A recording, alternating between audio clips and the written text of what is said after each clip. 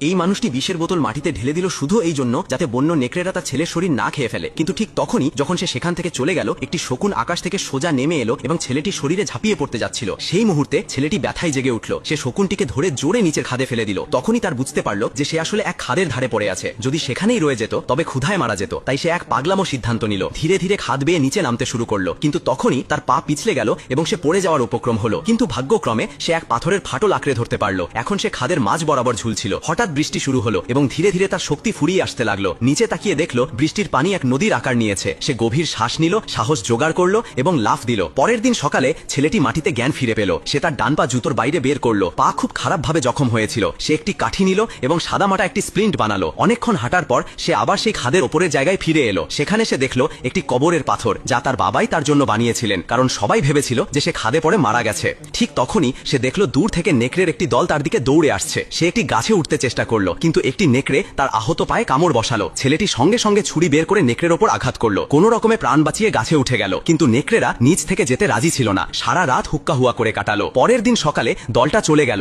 শুধু একটি আহত নেকড়ে রয়ে গেল। ছেলেটি একটি বর্ষা বানালো, তাকে মারার সম্পূর্ণ প্রস্তুতি নিল। কিন্তু যখন সে দেখলো নেকড়েটি কতটা অসহায়, তার মন মানল না। সে নেকড়ের মুখ দড়ি দিয়ে বেঁধে দিল। তারপর একটি গুহা খুঁজে বের করে তার পাশে মাটিতে শুয়ে পড়ল। সকালে উঠে দেখলো নেকড়েটি কোনোভাবে দড়ি খুলে ফেলেছে, কিন্তু সে আক্রমণ করেনি। ছেলেটি ভালোবেসে তার সামনে পানি রাখলো। নেকড়ে দেখলো ছেলেটি তাকে ক্ষতি করবে না, তাই সে পানি পান করতে লাগলো। তারপর ছেলেটি শিকারে গেল।